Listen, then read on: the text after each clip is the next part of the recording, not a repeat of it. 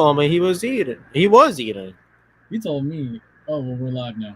Oh my goodness. Hey, what's going on, folks? Welcome to the season finale of the Last Give podcast. We decided we were going to go ahead and get started. We're waiting on Ace and we're waiting on Sassor to get here. Oh, wow, look at that. Right on time. Look at that. Hello. You're late. Came out of nowhere. So where's Dalton at? That's the real question. Sassor, I do not know. I've reached out to him. Send him an email. You should probably call him. But Yes, he said he was coming oh to my give God. his thoughts. Does he know we live? He just gonna walk off the camera? Yeah, I have no idea what's up with him. Wow. Yeah, the power went out and the internet thing, so we had to restart it and everything. But, ladies and gentlemen, this is the season 3 finale of the last run. You know, it's just us two, so I called it Last Run Podcast. It's good. Last Give Podcast. The Last Give Podcast. Yeah. Last Run actually sounds better, though. I'm gonna be honest with you, it does sound better, but yeah, we're gonna hit up the new Stanley Cup champions at Colorado Avalanche. Congrats to them. What the Lightning should be doing this off season. Well, our thoughts on it at least.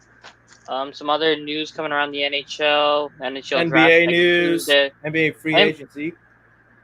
Yes, for interrupt the thing, but you know he's right. NBA free agency is coming up July 1st? I believe July 1st. Yeah. July 1st is tampering period, so all the goodies gonna come out then. Who knows? Maybe we'll get lucky. We'll get some breaking news live tonight. Hopefully, I don't know. That or the power will go out and then we'll get cut off. There's one of the two, no in between with this show. But yeah, JP, you want to hit this intro after that? We tell them like, share, subscribe, be a friend, tell a friend. Dalton probably join us later. Yeah. Dalton, where are you, bud? Where are you? Make sure you like, share, and subscribe. Also, too, we have the previews set for our preview breakdowns and stuff coming up. So, like I said, all the NFL ones will be out next month, leading up to the Pro Football Hall of Fame game between the Jaguars and somebody else. But yeah, they'll be out by then. Also, too, in August. Isn't it Jaguars and Raiders? I think it's the Jaguars and the Raiders. But yeah, and then also to our FAMU preseason breaking will be out 2 weeks before FAMU travels to Chapel Hill to play UNC. So on the 12th, that will come out and be released. So J Peeps, I got one question for you. When's the NFL prediction show coming out? Yeah, you gotta get to the homepage of Penalty Talk and have all the there. Dude, I'm not gonna lie. I did not understand a word you just said. I didn't hear a word from both of y'all for a second. What happened? Let's run the intro. It was weird. Anyways, yeah, we're just gonna run the intro.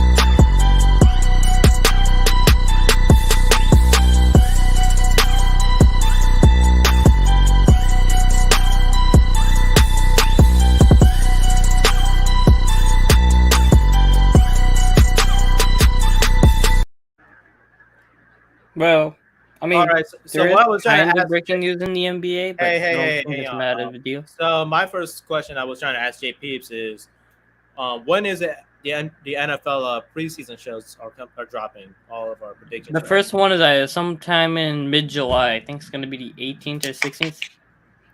Where's J Peeps? He's supposed to be here. It's supposed to be a 3-way show tonight. There we go. There we go. And we actually are going to make it a 4-way show tonight because unexpected guests. Welcome back to the show, Stoopy. He failed his job. Well, hey, it's a house secret, all right? We do not share that house secret. Why does he look cleaner? He got a bath. He just had a bath. He got soaked in the rain, so he got to get a bath. He didn't. He was look- outside. I think it's the lighting too because I did put a headlamp over my desk. Okay. Yes, reflecting bad off your glasses right now. We're getting so off topic. Okay, yeah, my bad. Yeah, stick to the topic. My bad. Okay, so yeah, the Lightning lose in 6 games to the Avalanche. The Avalanche have never lost when they've made it to the Stanley Cup Finals. They're 3-0. Oh, they should have been 2-1, but that guy who opens our intro, torn quad. I'm gonna just leave it right there. I'm not gonna get too much into that. All right. You know who opens our intro? Oh, okay, my bad. Okay, I got you. So keep going. Yeah, 2 games were lost in overtime. The other final game was a 1-goal game. All three games, 1-goal games.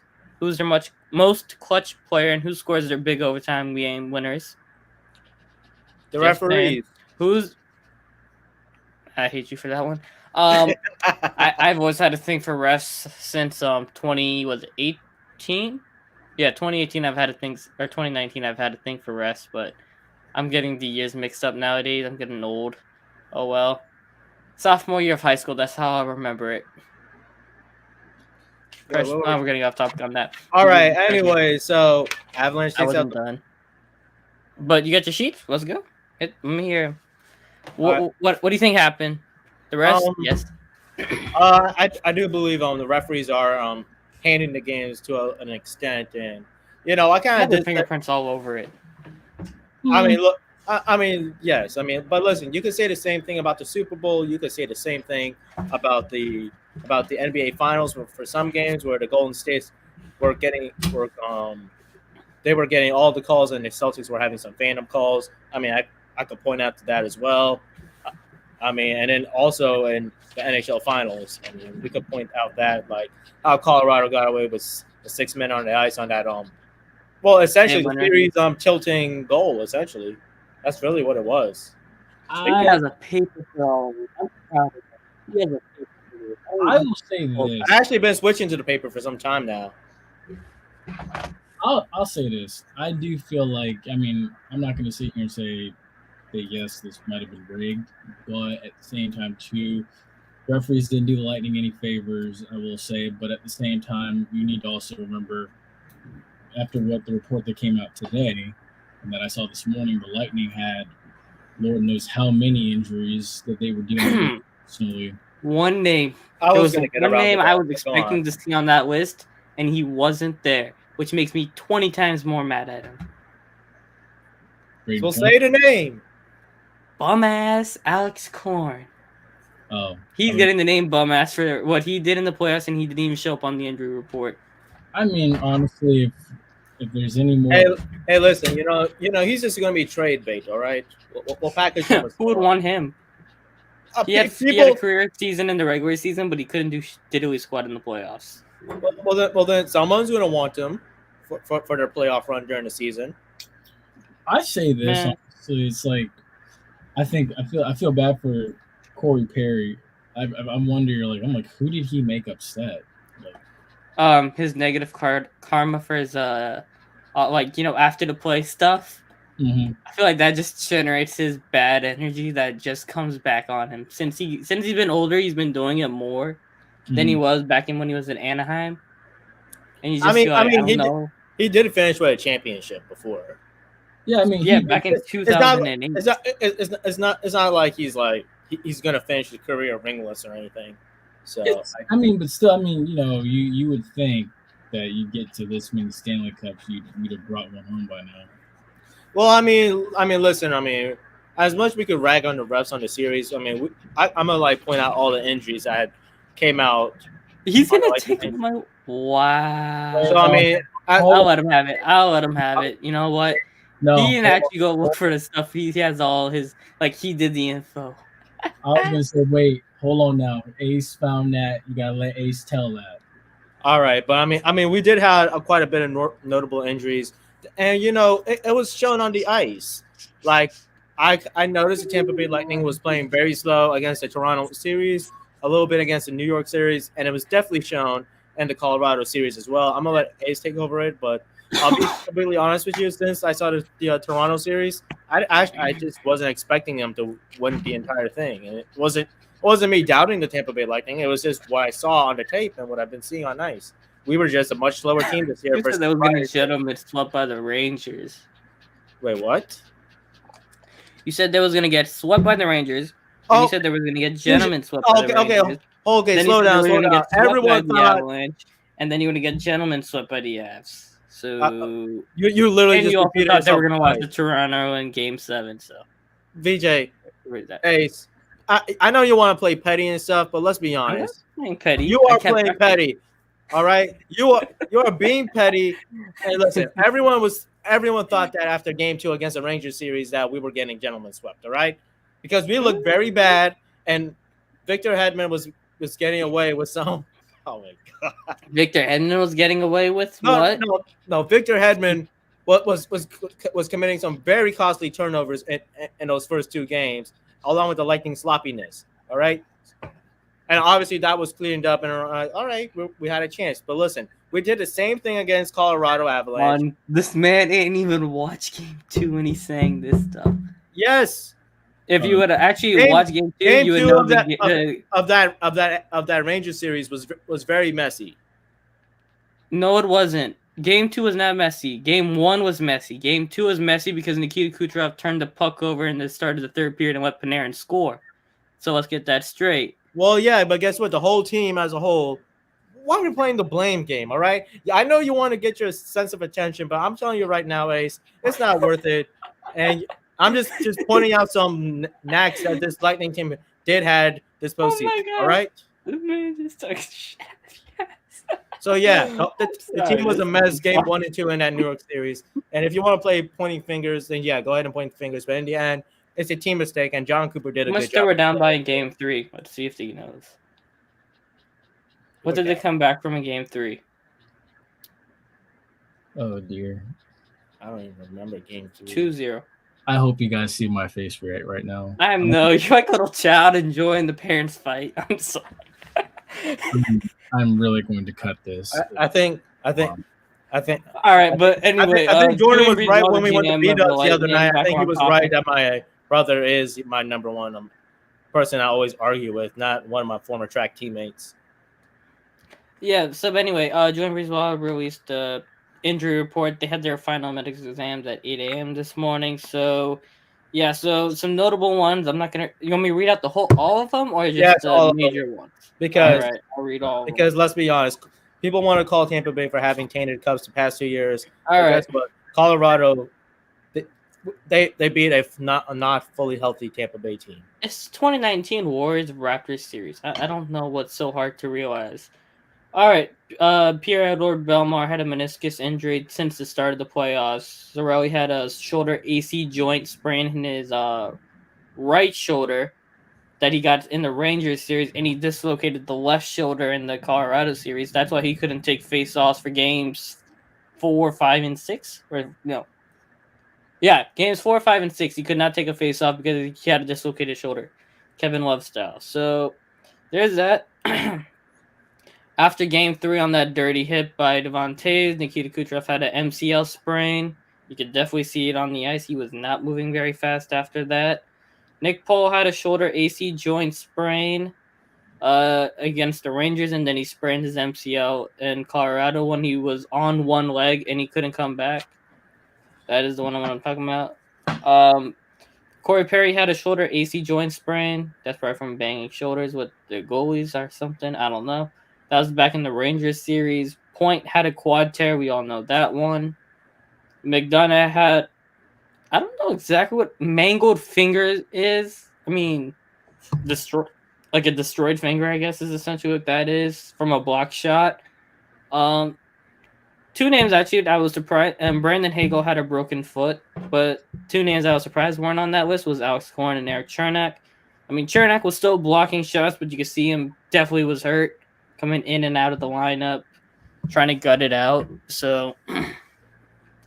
Goran just wasn't moving his normal speed. I don't know if he just didn't have any puck luck, which definitely contributed to the Avalanche series because, 2 goals they scored in Game 4 were off the skates of an Avalanche player or a Lightning player. It wasn't like an actual skill goal.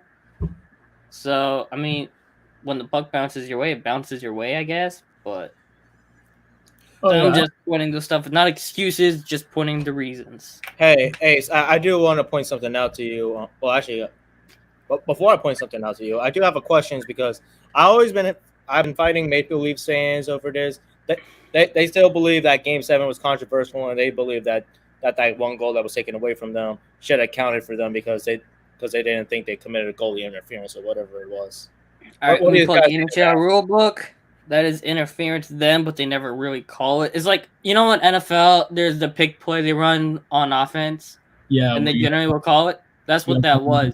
Or pick another wide receiver as a defender to get them wide open. You can't technically do a receiver That to finish the route and run through that guy in order to make it seem like he's trying to get open. Yeah, and what happened was it was the equivalent of an NFL pick play where the guy stopped and knocked out Saroy from the play, and then they want to complain that in the Rangers game 5 when Sergachev scored the the game tying goal. Nick Paul bumped a Rangers player and got Sergachev enough space to hit it. But when you watch them, you know, like when you're in hockey, you're trying to move. You're more a lot of rotations on offense. On offense, really, is I guess what you call it. They rotated, and when Paul was rotating out, his leg just clipped the other guy's leg. But that's why they were complaining how when Justin Hall did it on Sorelli in Game 7, that was clearly intentional. When you watched the Paul one, it was just, you know, their legs hit each other and they both bumped off. And it was you know, if you watch like Andy Reid, Sean Payton type, and Bruce Arians type offenses, they have those natural pick plays, J-Peeps. Mm-hmm. That's what happened with the Paul one. But then when you watch the one in Game 7, it was an intentional pick play. That's the best way. So it's kind of like an offensive pass interference, kind of. Yeah, and a pick play. Yeah. Okay. So I mean, that would make a lot of sense. I figure we should probably clear that up because a lot of our Lightning haters and doubters were clearly oblivious and just want to point out all the nicks and nacks and make them like hate on us. And you know, before we go to the NBA, I wanted to ask JP what he thinks. So, do you want the Lightning to keep Palat and Nick Paul, Andre Palat and Nick Paul, who are both unrestricted free agents this offseason?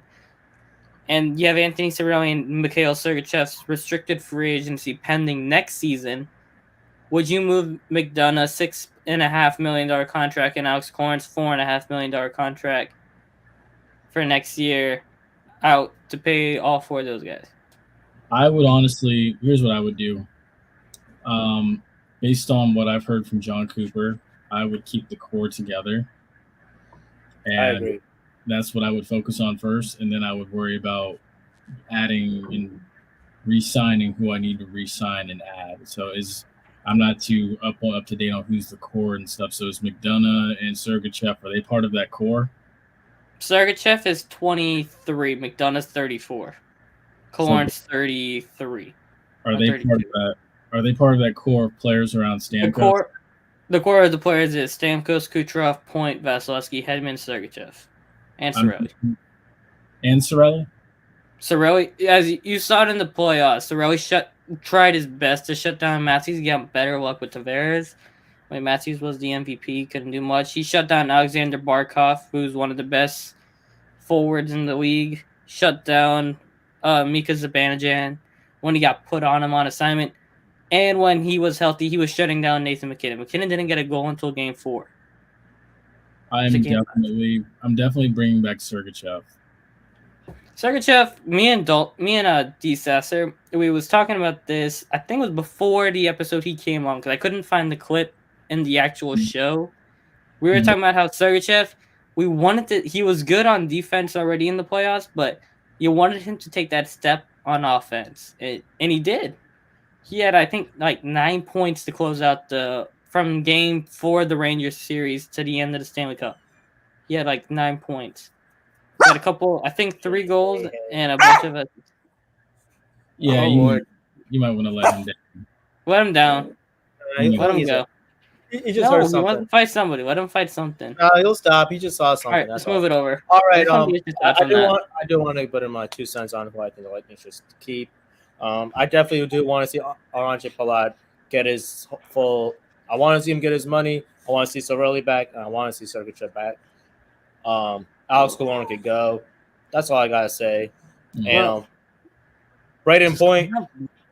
Killorn's got 1 year left. Next year is the last year of Killorn's contract, so he's an expiring deal. But I mean, you look, only have $5 million already in cash space. So if you move out Killorn's contract, you have enough and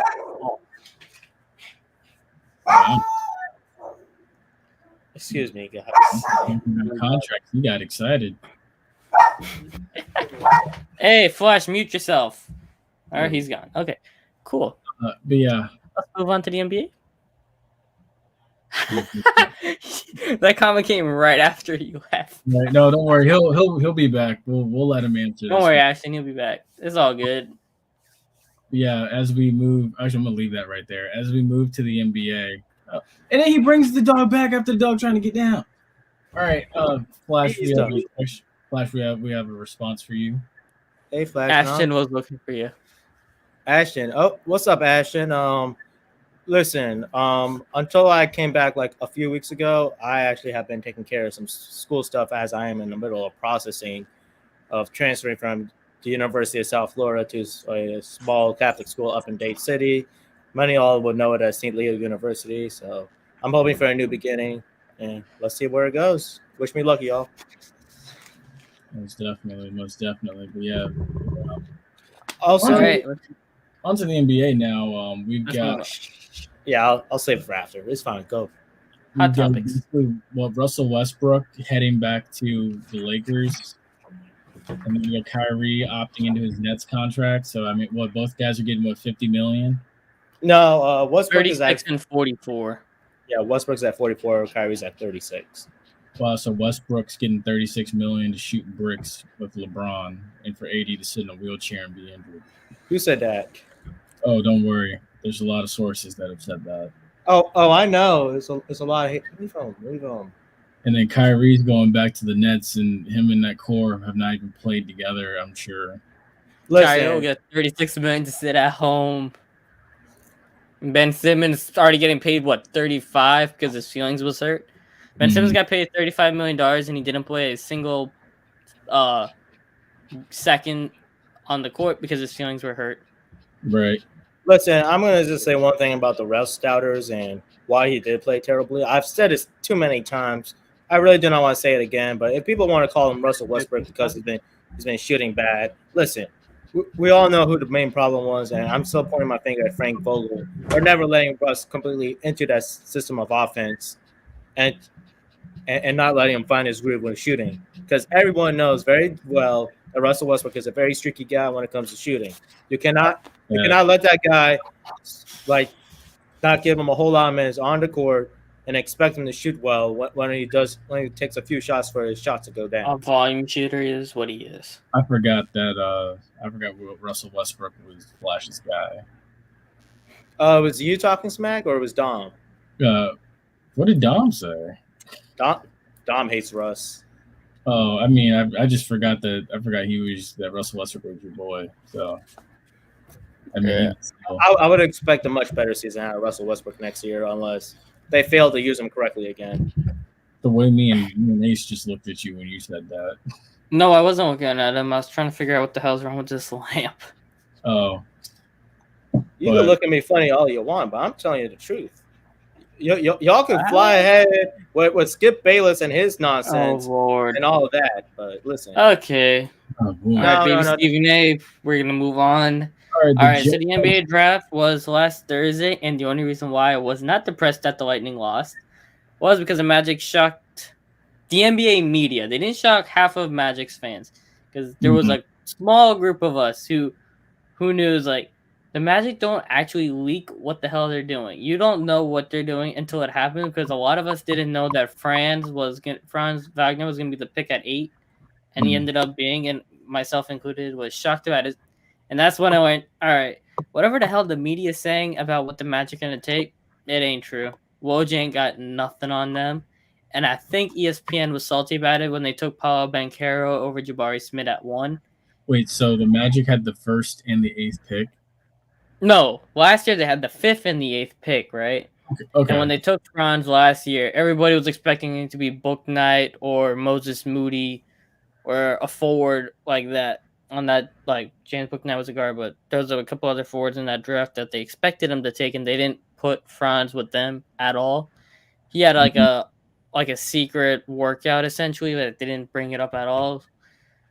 So that's what happened with him. And then Paul, they didn't even work him out, like in the sense, like how Jabari, the media had all the reporters. He did a press conference. No, he didn't even go on the court and like actually played basketball for him. He did the meetings and all that kind of stuff, but he didn't actually play in front of them. He did the pro day and all his other stuff. And even Jeff Weltman said it himself. He's like, the president for the Magic, he said, if you look at the guys, when you watch a guy, you have to see how they progress from November to March to April, March, April time. And you have to see if they actually developed and progressed in their game and they played and elevated from November to February. And then when March and April come around, you got to see them raise their game to that next level. And he said Paulo did that for him. And I was happy with that pick. I mean, sure, they might have won the draft the wrong year, especially with Wemby the Pooh coming next year. Is might gonna be my nickname for him, even though it's probably pretty bad for him. Wait, who? Victor Wembanyama. I can't say the name, the French dude. But I'm fine with Paulo. He can be thick Tatum, and I'll be very happy. All right, so who's the biggest winner of the NBA draft to y'all? We have a question. I think. Well, as at the moment, I might have to say Oklahoma City because I mean they kind of been drafting smart, but it might be too soon to say that. Houston Rockets, I like their pick, but I mean it's just what I'm looking at the future with with the suspect management on how Ferreira likes to be cheap and letting superstars walk away. But in terms of draft aspect, they have been doing a very good job in their rebuild, I would say. I would say Detroit. They got Jalen Duren and Jaden Ivey to go with Cade. I like what Detroit's doing up there. I would have said Charlotte with the Williams guy, but they hired Steve Clifford, and that's just a step in the wrong direction. That was an absolute horrible hire, so I can't say them. But, I mean, the Magic got their scores, so maybe them too. But, yeah, mainly Detroit. That's a team I think we're all just waiting to see come back up. Detroit. What about you, JP? What you want to? Who you think with it? I mean, I will say, I always feel like the teams that, but basketball is different than football. The biggest winner of the NBA draft, I feel like, will actually benefit from their picks versus being like, oh man, we're back to square one again here in a few years. But I will say, I give my kudos to the Magic because that's the one that a lot of people have been raving about the most. Is the Magic. Actually, they've been hating on it because they didn't tell them who the pick was, so they've been very salty. True. Yes, I mean, and the same people who are praising Paulo are saying, "Nah, he's gonna be a bust." It's been hilarious to watch. Yeah, but like I said, I give it to the Magic. I think they finally are getting pieces because they have Markelle Fultz, they've got Banchero, and they got Wendell Carter was solid both ways. He was 20 and 10. He was keeping top centers down. If you look up the stats on Embiid when he played Wendell Carter, and you look up the stats on Karl Anthony Towns when he played Wendell Carter, they ugly. Ace, I got one question for you. How do you respond about everyone making fun of the Magic, saying that Paolo Banchero is going to be a Laker like all the other past Magic #1 picks? How do you feel about that? Did Penny never went to the Lakers, and technically it was Chris Webber who was the #1 pick, and Chris Webber never ended up on the Lakers. Penny never ended up on the Lakers. Well, I mean, I'm talking in the sense of just Shaq and Dwight. Well, how do you feel about those? Did Dwight go through a process of getting to the Lakers? Yeah. Yeah, he didn't go straight from the Magic to the Lakers. Well, that was a trade. They had to sign and trade him. Yeah. I mean, Dwight did had a few years in Orlando versus Shaq. Shaq just left like immediately. Well, there was also too that thing with Kobe and Shaq where after Shaq left, like Shaq basically, people basically said he can't do it without Shaq, but then he did. He won 2 more. The other thing too that's interesting about that, actually, and I hate to hurt your guys' feelings again with this, but the Kobe and Shaq Lakers are actually the last North American sports team to three-peat now that the Lightning have lost Game 6. I know I hate to say that about the Tainted Cup. Let's move.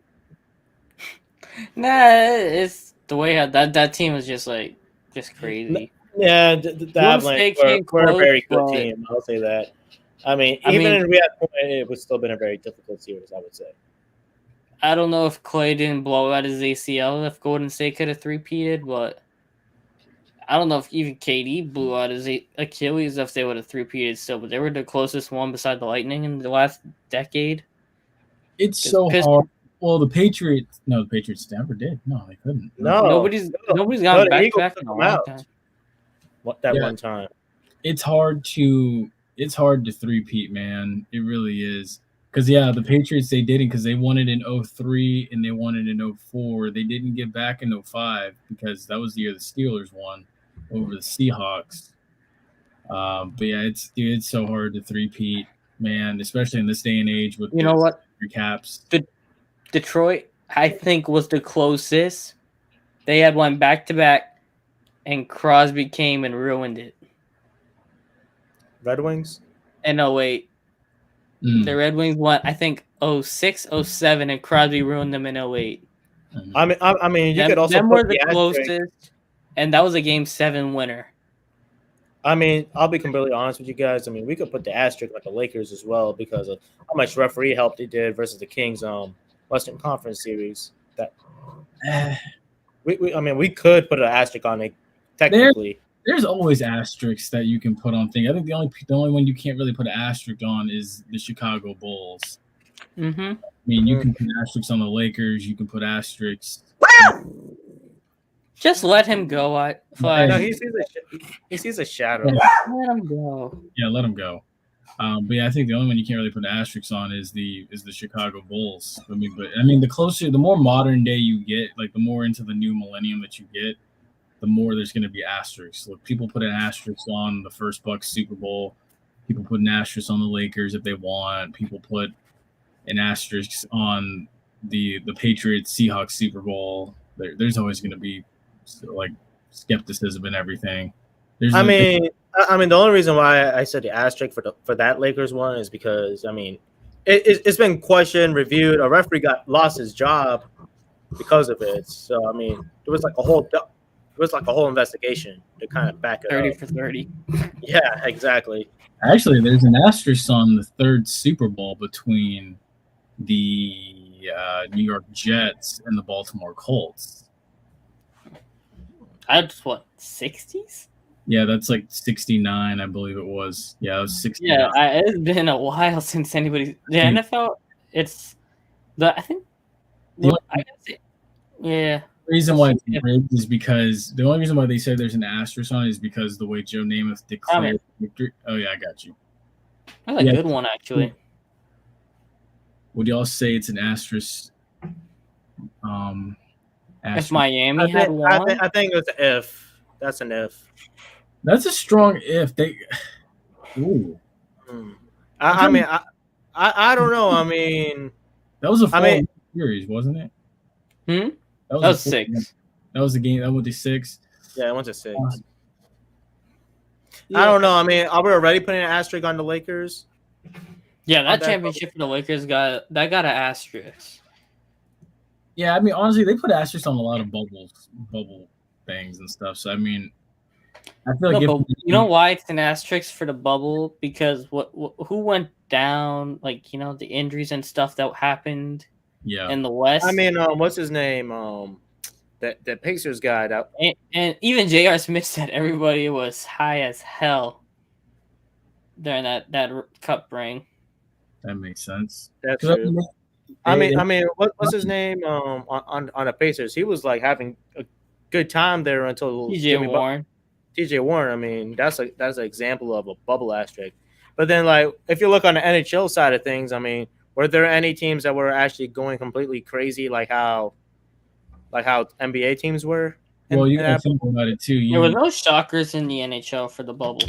Yeah, the most you'd say was Montreal making the playoffs in the bubble, but even then, you have to think about it like this, though. You dropped a bunch of young men in the happiest place in the world with as much freedom as they could possibly have in the middle of Florida. You can what expect to happen down, versus you dropped a bunch of hockey players that are they're two separate series. They're no nonsense in Toronto and Edmonton. Exactly, and then you like, and they're playing different Canada cities. Was shut down. Canada was shut down during that. Exactly. And you could say they were actually playing in actual arenas. They were playing actual arenas, not Disney Wild World of Sports, where AAU basketball tournaments are being held, for crying out loud. Exactly. So I think it's kind of simple to say that I think the NBA bubble had more free run than the NHL bubble. But I will say, I think if Miami had beat LA, there would have been some asterisks and there would have been some skepticisms there by some conspiracy theorists. Yeah, but I mean, that bubble has been proven to be an asterisk championship because Lakers haven't done diddly squat since. That's true. That's true. And Frank Vogel's now out of a job versus back then he looked like a defensive genius. I think that championship, LeBron wanted to get that for the franchise because it's been a while, and then also too because the Kobe stuff. Yeah, Kobe had just passed away like that January, and that was over the summer they wanted to finish the season. Yeah, I kind of felt like that was kind of set up for the Lakers. Yeah, I agree. But now we go to hot topics. First and foremost, hot topic I want to bring up, or hot take. I got a question, but you go first. How much different would that Stanley Cup series would have been if Braden Point was healthy? Would we have 1-6? Would we have 1-7? Would we even 1-5? 1-5. I would not say 1-5. I'd probably say 1-6. Avalanche. Game 1 would have been a win. If he was healthy, when he played game 1, he couldn't move for diddly squat. Game 1. Yeah, I feel game like 4. Game 1 and game 4 would have been wins. Yeah, it might have been done in 6. That would have been done 6 at the most. It would probably been done in 5 personally. But then again, you also got to go back and look in 2015. I mean, every team, they always have their injuries, but Tyler Johnson, 2015, he was the forefront engine for Tampa in that run, and he broke his wrist game 1 in Chicago. He wasn't the same. He couldn't score. He had like 13 or 14 goals before the cup even started, and he couldn't hold a stick barely. Ben Bishop had a torn groin. He was on painkillers for the most part. Vasilevsky had to come in and win a game. Yeah. That's how Vasilevsky became the youngest goalie to win a game in the Stanley Cup. Goalies don't come 3 years after they draft into the NHL and play like that. Let's say that straight. Goalies generally don't come out and be good until they're 24, 25. Vasilevsky wasn't even 22 yet. I think it was like 21 or 20. He was a baby. Because he's 28 now.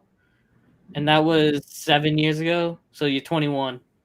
I'll give you that. Because honestly, I was looking at that when Ben Bishop went down with that broken leg, and I was like, "Who is this guy?" I was like, "Well, let's see what he can do." I'll be honest. Vasilevsky did live up to the expectations of that series for how bad it was. I'm gonna sit out on this one because I have no clue what's going on exactly.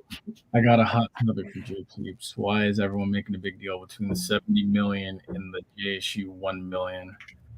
Oh dear. No, see, because there is a JSU smart aleck that had the nerve to say because the March 100 went to Paris to go shake their behinds. Like they can't get a payout like Jackson State just got from Puffy. First of all, I want to say this because evidently Jackson State has been known to say some stupid things. That was him, America.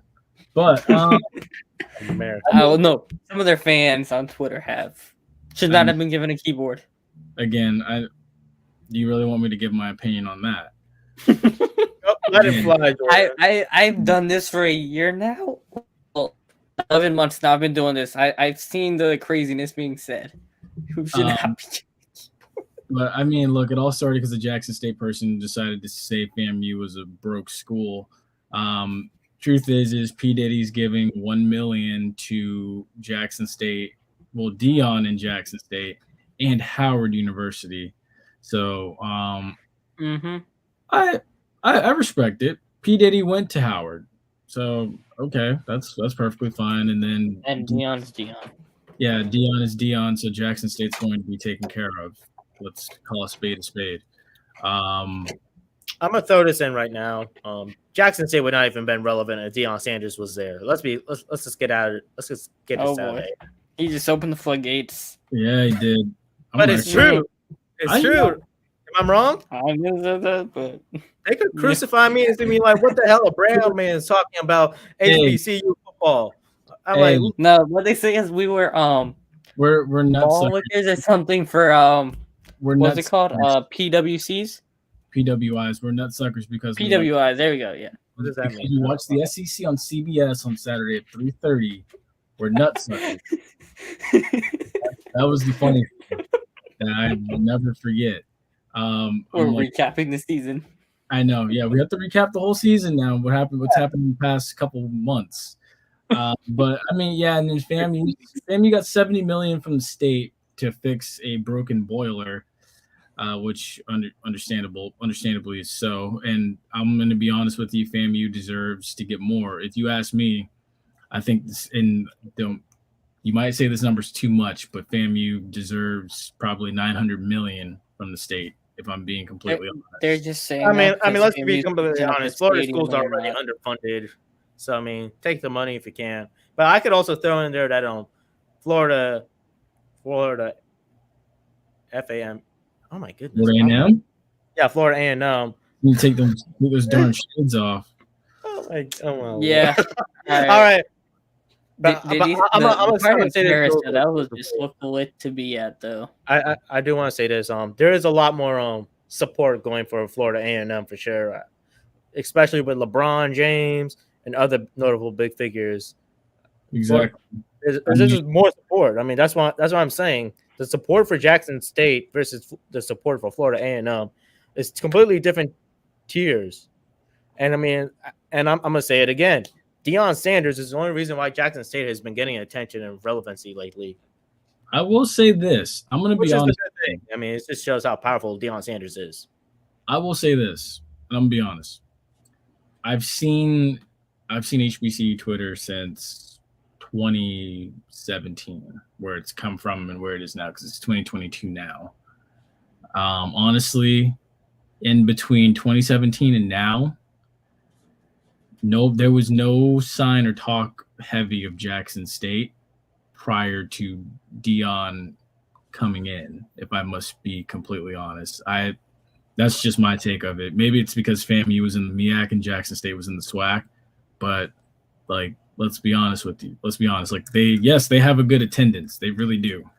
They pack out Mississippi Veterans Stadium or whatever it's called. They pack it out every Sunday because that's what you do, and that's what they do in the SWAC. And Jackson State's one of those little fan bases, but nobody heard of them. And honestly, there's a lot of people bring up some good facts. You know, if Deion was not at Jackson State, would Jackson State have all these top talents? And honestly, too, I say this: if FAMU did not have Willie Simmons, where do we really think Deion would be right now as head coach? Like, it's pretty obvious because, I mean, Deion loves Tallahassee. He played his college ball there. He probably wanted his sons to play college ball there because both his sons had offers to FAMU, I'm pretty sure, at one point because they both took official visits there when Prime was coming through Tallahassee. But this one's interesting, too. Y'all saw the Booker T said about FAMU band is one of the most ignorant things I've ever heard. Yeah, again, I'm not going to value the opinion of someone from Alcorn because – well, first of all, Alcorn's band performed at a Walmart If y'all didn't know. And I don't know if that was in the produce section, but it was right there in the entrance. Wait, inside the store? Yes, inside the store. Alcorn burned me enough. Don't entertain it, please. If it was like outside, I mean, I would probably give them a little bit more respect, but inside of Walmart, come on. You went. Listen. The Walmart traversity of bothering people in there needs to stop, and I'm talking about people just going there and spreading their agenda, or like YouTuber pranks. The Walmart pranks are getting old. Calling the kettle black. No, I looked at you when you said that. Hey, no. All right, back on topic. I mean, on a serious note, I mean, the genre is being overdone now. I'm gonna say that. I agree. Honestly, all things aside, yes. I would have liked to been in Paris last week, or was it 2 weeks ago? It was very much like it was last week. Yeah, it was last week. I thought it was 11:30 our time. But yeah, August 12th, the FAMU preseason breakdown video will come out and be talking about players to watch for FAMU, for all the teams on the schedule this season as well, and what's it going to take to get to the SWAC title game, what's it going to take to get to the Celebration Bowl. And quite honestly, look, I'm gonna just come flat out and say it. Enough of the talking from both sides. And I'm sure both of these guys are ready too to just see Willie Simmons and this staff and this team go down to Miami Gardens Labor Day weekend, right? Labor Day weekend, and proverbially kick the shit out of Jackson State. Watch it be another 7-6 game, and hopefully as a grad senior, he right as a kicker now. Oh yeah, wait, say again. Isn't it a grad guy is the new? He came back to be the kicker, right? It's the same kicker. Oh yeah, you're talking about Jose Romero Martinez. Yeah, he's back. He's back. He's back off of an ACL tear. 2 questions. Starting quarterback position on the. Do I go undefeated in my FAMU picks? Is it the same guy from last year, or is it going to be someone new? I am actually completely out of the loop with Florida A&M at the moment. Look, honestly, it's a battle between McKay and Musa right now. The Vandy transfer. A lot of people want the Musa to start because he's an SEC guy. He came from the SEC, so he's played in tougher environments and tougher games. Blake Barnett doesn't mean shit. Yeah, it doesn't mean anything. I will say I like his style of play. I commend it, but we also need to not give it right away to McKay. Wait, hold up. Yeah. Feel how South Carolina felt going to the Celebration. Yeah, I agree. Because there was a lot that was exposed in that Celebration Bowl tape, which is what people don't want to acknowledge. Because South Carolina State physically beat the crap out of Jackson State, and you had a situation now where teams know how to. Wait, the Lightning made a trade already? Yeah, it was with the Kraken, but it was for the draft pick. It was like a small trade down. But yes, I'm with you. I think they should now, because like I said, people know how to attack Jackson State now schematically from an offensive perspective.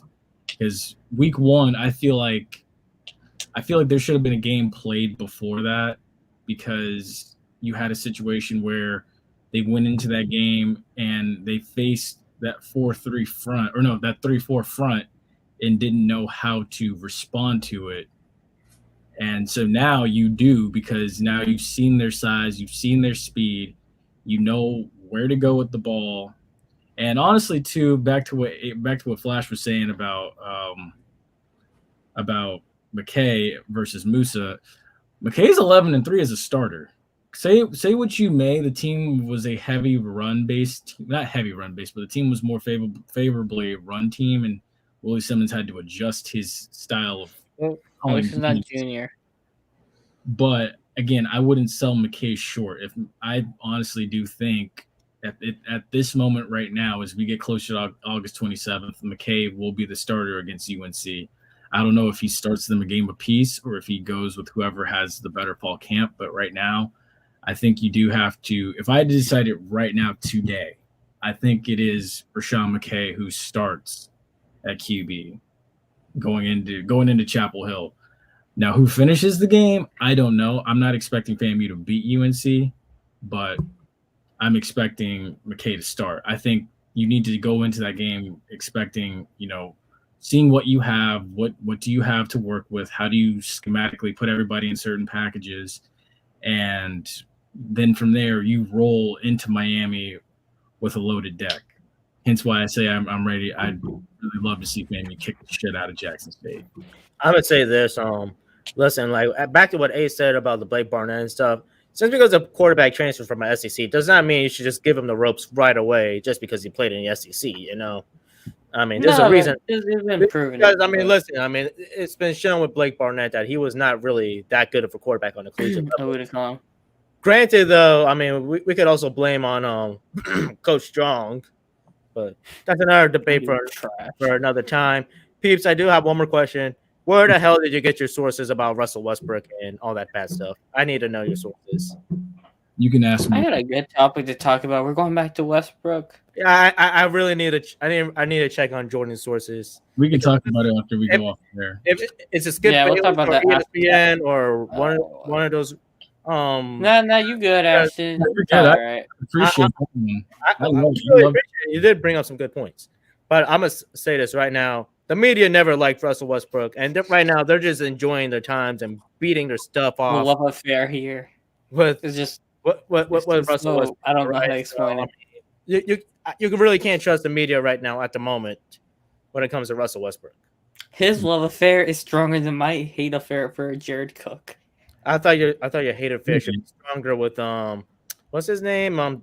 The guy that ugly dude in Cincinnati to play defensive back. What's his name? Eli Apple. Nah, he's just trash. I don't have to worry about him. He didn't cost me any games. So someone gotta check out the trash. I was gonna say Marcus Williams cost him a game. Remember against Stephon Diggs? But he played solid for 3 more years. So I ain't really hate on Marcus too much. This other thing too. I think we do hate Eli Apple for obvious reasons, and it's because we got some other stuff to talk about. We already talked about Russ, and we already did that. Let's come on. Scary. I'm seeing this thing here about the Godwin deal being an absolute steal. Yes, I was gonna try to talk about Scary Terry just got 3 years, $71 million. Chris Godwin got 3 years, $60 million. Now, okay, for one, Godwin's injury, but big ups to Terry McLaurin. He deserved it, I will say, because he's a heck of a talent on a bad team. And I feel like he could. But also too, we have to remember this: Godwin, yes, did tear his ACL, and then at the same time too, I say this: point me to a guy that played with Tom Brady, whether it be the Bucs or the Patriots, that made a killing, because no one ever did. You're gonna get exactly what you deserve. I want to say. I hate to say it like that because that sounds very like lashing of me, but I think Chris Godwin got a good deal out of this. Everyone got 3-year deals and a decent asking price. But that was enough to accommodate everybody, and that was team friendly because I think they realized that they can still do this. I've gotten mixed reactions about this from a lot of people from Brady. I don't know if this is it for Brady or not. If it is, you got to go out on top. If it's not, I feel like he is coming back because it's kind of ironic. Everybody got 3-year deals. He has to win another Super Bowl for the expectations of Tom Brady, assuming he doesn't fall off or anything. I don't think he's going to fall off. I don't think he'll fall off, sadly. The man's 45. That doesn't mean anything. So I mean, listen. He's not really falling off unless you put a defensive lineman in his face. Yeah, he does have a good line, so all you gotta do is just sling the ball around. So exactly. One more thing in practice if he has a good line. I do need to bring up one more thing. We did kind of go over it. What do you think about Arch Manning going to the UT Longhorns? Go ahead, Ace. About Arch Manning, I don't know if he's gonna still be committed to Texas come later on this year or next year. It's a hot topic. We have signing day, but I mean, the NIL for him is probably at least $100 million. Yeah, it's true. NIL does change a lot of things in the game of college football. I'm gonna say this though: I've seen too many times where a kid verbally commits to one school, posts it on Twitter, and listen, they eventually flip by signing day. So That's what I said. I think these days a commitment is not a commitment. You might as well just call it like one of your side pieces you just want to glorify out there at this point. That's really what a commitment is until you sign that paper. That's fair. I will say, like, look, the Mannings, they don't need. I'll say, look, the Mannings don't need. They don't need to go to school like Alabama. They don't need. No, he didn't. He doesn't even need a school like Alabama. Alabama hasn't produced a successful QB yet. Given we're hoping Tua and Jalen Hurts work out, but they have not produced a quality QB as of yet. I think Jalen Hurts is currently on outside of Joe Namath. I'll say that, but honestly, like I'm not mad at him for going to Texas. If he wants to go to Texas, he can. If Texas has apparently been recruiting very well, that doesn't mean Texas is back. But, Texas is back. Look, honestly, Peyton never beat Florida. He never did. Go back and look at the history. Eli, Ole Miss, that the bowl was switching sanctions at the time when he got there. So I mean, it really doesn't mean anything. Honestly, he needs to go there and be the best version of himself, and then when he gets out, he's going to go somewhere where he can be a top-notch QB in a first-round draft pick. So like that's what it's going to be. That is honestly what this is. Now, again, like Flash said, nothing is for certain. He can still get to signing day, and he can flip and put on that Travis Hunter. Yeah, exactly. Who knows? He might decide to go to Kansas for crying out loud. Even though I probably doubt he would. I mean, he'd be a college legend if he won a championship in Kansas. Listen. When it comes to college football, it's not only a good quarterback you need; it's everything around. Yeah, no, I'm saying. I was kind of joking about the Kansas part, but I mean, you never know. His gut might tell him to go to some smaller school or a lesser named school for football, and he could make a very great run, and he would still make the draft. That's because he's a man. He's going to be in the league because of his last name is Manning. It's written. Last topic before we talk about men and all whatever the hell you just said. So I was talking to Steve earlier about some college stuff. So he was talking about how Florida needs to up their funding for the NILs and stuff because they're getting got right now, and Florida universities as a whole. Because he said he apparently he said it, I guess, on his last episode. He was like, Miami could be the best school in Florida next season. And I mean, I don't know if you guys want to talk about it, but he said Miami Crystal building something down there right now. Well, I say it like this. Miami is an easier sell versus the rest of the state because you have to look at so many outlets down there. You have South Beach. You've got DJ Khaled's restaurant, The Licking. Yeah, that has 2 locations down there. If you take out the ghetto out of Miami is and you look at the nice part of Miami, it is like an absolute stellar city, because it is one of the top-notch cities in America, one of the most expensive cities for crying out loud. Rich, wealthy people, and you can't them. There's a ghetto everywhere. There's a ghetto in Atlanta. Well, do you know what the original definition of ghetto was? I know what the original definition of ghetto was, but I mean, listen. I mean, if you take out the bad parts, not fair. I want to actually hear the answer to this. I really don't think right now Miami is very known for those bad parts, mainly because of football. Not fair. All the talents because of Liberty City, Miami Central, Miami Northwestern, Carroll City, yada yada yada. That's what we think when we hear Miami, but we keep forgetting about the very nice parts of Miami. I mean, I think about South Beach and women. Yeah, that's all you had to say. Woman. I don't know what you had to get into all that other stuff. But I think about Miami Vice as well. But there was one. I don't know if you guys want to call this a hot topic, but it's a point of discussion. But no one's really been talking about it. How bad Tampa Bay Lightning have been at drafting since 2016, and how bad they have been at getting young free agents to sign with them. Because there's been a lot of quality players coming out of Tampa in the NHL nowadays, like the Tampa Bay, Florida area, and they haven't been able to convince them to come home yet. And the only player from since 2016 who's made the team is Ross Colton. They have Brett Howden. He got traded from McDonough, and players named picked after him were Sebastian Aho, who's a superstar, and Alex DeBrincat, who has been the third highest goal scorer in the last 3 years. So I'm just putting that out there. Tampa needs to nail this draft, and apparently that trade was not real. It was a mock trade, and it got me, so that's my fault. Oh, But, look. yeah. This man finally showed us behind. You know what? We start, and he left. And he's gone. Bring him back. We're not ending until he comes back because he wanted to give his thoughts on the Lightning. And you know what? We haven't even run an hour yet. It says an hour, but we didn't start till 8:10. So it's the season finale. We end long. We don't. If he does come, I mean, we opened him in, but I mean, if he comes back, but we'll see. We'll do the closing and we'll drag it out until he comes back. I guess we should drag it out.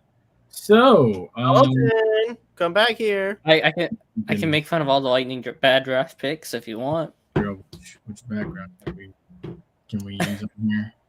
Guess we can't. I don't even know what the hell that is. No, I'll just use that one of Brady and Evans. Yeah, all right, cool. Where'd he go? He left. And then he came in and he left. But what a letdown. What a letdown.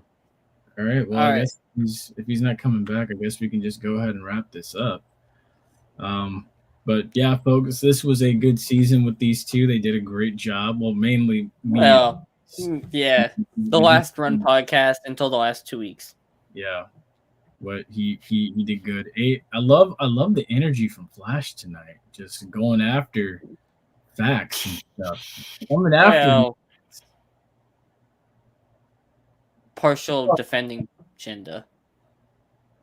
Yeah. I gotta clear out the media bias because I'm kind of getting sick of seeing ESPN and Fox Sports.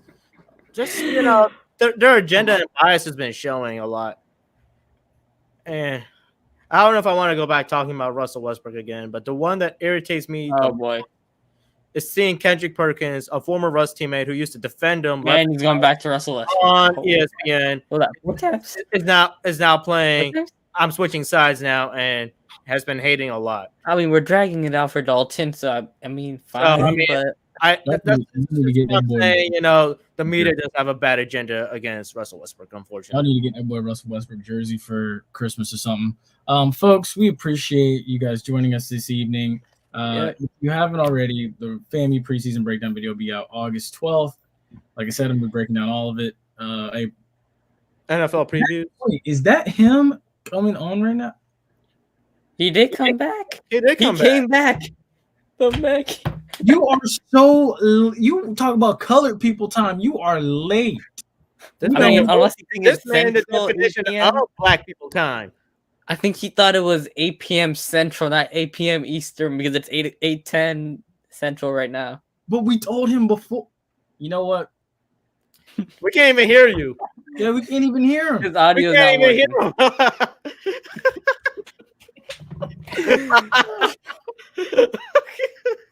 We're just a bunch of guys fooling around. Get your audio on. Plug in the mic. HP. Showing off the HP keyboard there. Lord have mercy. Hewlett Packard. Lord have mercy. Man, you want what's funny? But anyway, guys, while he's figuring to hit it audio, preseason breakdowns are coming out, mid-July? I mean, yeah, I will be out for a couple of weeks. So NFL ones, me and Chad are putting in work. I'll do mine last. Me and Flash are gonna put in work. Yeah, me and Ace, you need to get your butt off the couch and bring you behind on. Yeah. You should probably get. I got the best division to do, and also the memeable division to do. So that's true. That is very true. I don't know about the best division, but he does. He definitely have the most memeable division already. I mean, the AFC West is the best division. What do you want about? AFC North could have an argument about it. Okay, I'm not even gonna. Dalton, hurry up and fix your audio so we can talk about fact. AFC North does have an argument for the AFC West in terms. I feel like we need to set up a fight night on this app. And he's gone again. That's the point of this show, apparently. But you guys told me to ease off a bit. You know what? So. We'll end this show and then we'll just start a separate little mini part. Something like that. But yeah, let's do that. Be a friend. Tell a friend. Like, share, subscribe. You see them Retweet it on Twitter to get more people going, so we can spread the love and have guys like Ashton come on the chat, and we can talk about some really good stuff. Actually, yeah, And good topics. lately, I have been DMing some folks to come on the show, so we'll see what they say. I mean, I'm still talking. Next season, I got a guy for the Magic, I got a guy for the Lightning, and I got a guy for the NFL. So we good. I got a guy from yes, we'll be back as well. You know, I'll give you a He's hint. talking and we're talking. I know. Like, I don't even know what he's doing. You guys were talking. No, because we're about to just hit the credits. Can we hit the credits? Wait, yeah, let's hit the credits. This is a season just in a nutshell. Just guys memeing around. Exactly. Take care.